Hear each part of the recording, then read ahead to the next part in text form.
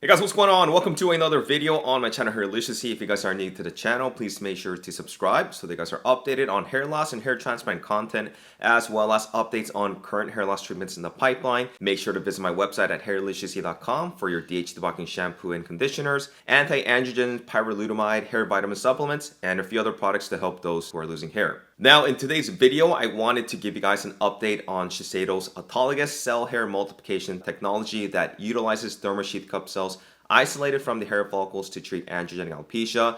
It's actually been 1 full year since the last update back in July 2024, where Shiseido had announced that their hair multiplication technology was finally being offered for patients in Japan. So before I dive into this topic, let me just do a quick recap on how Shiseido's hair multiplication technology works. They extract the hairs from the back of the scalp from the donor area, which are obviously going to be known to be DHT resistant, in the same manner an FUE procedure is done via local anesthesia, although these would be larger punch sizes at 5 millimeters in diameter as opposed to like 0.5 to 1 millimeter.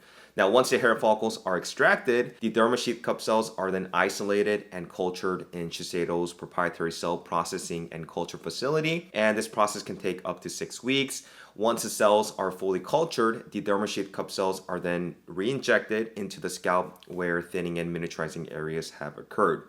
The main mechanism of action for this treatment is that the derma papilla cells are basically essential in regulating hair growth, and we also know that derma papilla cells transmit signals to hair matrix cells, which undergo repeated cell division to grow hair. And because derma sheath cup cells are precursors to derma papilla cells, the treatment focuses on the fact that supplementing miniaturized areas with derma sheath cup cells will help increase derma papilla cells for hair growth stimulation. Phase 3 results were pretty disappointing, given that objective gains were very minimal. 1.4% increase in cumulative hair diameter, a 3.4% increase in cross-sectional area, and a 2.2% increase in hair diameter. This meant that the treatment didn't appear to lead to much further hair growth promotion, but rather was, just minimal hair thickening and maintenance, which, it's going to be, beneficial for those who are simply looking for maintenance purposes, especially with those suffering from hair loss at a lower Norwood scale. But for those who are suffering from a more moderate to severe form of hair loss, this treatment is really not going to do much, as it doesn't seem to promote hair growth to the point where it actually is going to be able to reverse a balding head completely. I was really hoping for a big update, at least at this 1 year frame, given that the treatment has been available for, a whole year now. But I do have some unfortunate news. There's 4 facilities in Japan that currently offer this technology, and we know that previously foreigners in Japan and outside of Japan can receive the treatment in Japan as long as they have a reference through an intermediary. This means that as long as you have a Japanese translator, you should be good to go with proceeding with the treatment. But recently, I found out that at least one of the facilities are going to require the patient to be able to communicate and speak Japanese. So this is a requirement, and if you are not able to do so, you will not be able to get the treatment.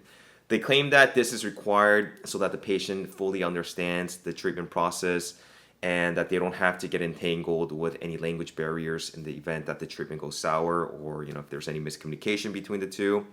And you do have to remember that this whole process is going to take upwards to 2 months, starting with the hair follicle tissue cells being harvested to being multiplied in the facility, and then being re-injected into the scalp and balding areas. It is obviously going to be a long process that would require full comprehension.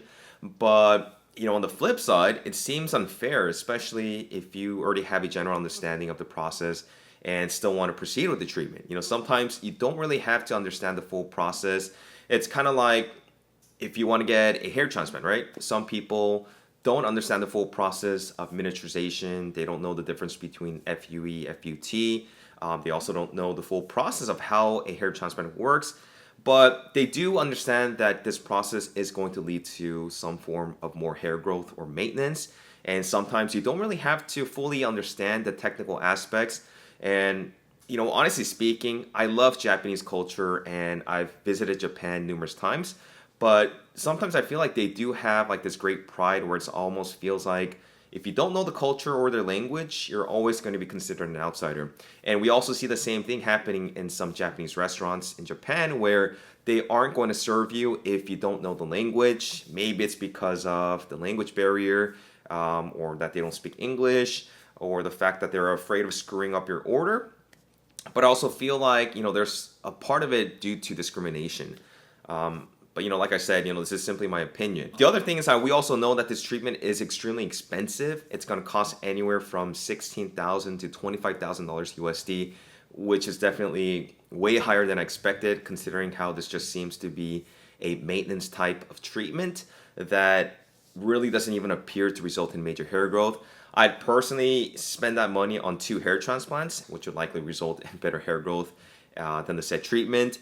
The other thing that I wanted to kind of point out is that it doesn't really appear that there has been a lot of people who has undergone this treatment with Shiseido, in Japan or even as far as foreigners. I couldn't find any updates on patients who received treatment, nor have seen any results or shared experiences. And when you see things like this, it's very disappointing, not only with what little the treatment does based on their phase 3 clinical trial results, but also, a $25,000 price tag is going to nearly eliminate most people that would even consider this treatment. What once was considered, to be a potential cure to hair loss doesn't even stack up to minoxidil or finasteride. And the other thing about this treatment is that you need it at least once every year or two for maintenance purposes, which would put further burden, financial burden on most people.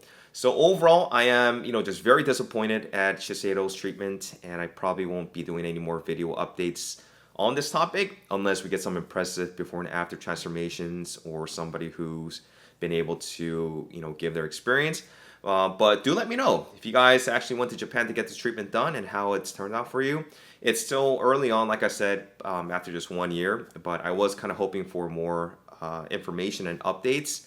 But that's all I have, guys. I guess not much of an update, but we'll let you know if I hear of anything else worth mentioning. Thanks again for all of your support. Make sure to hit that like button, and I will talk to you guys in my next video. Take care, guys.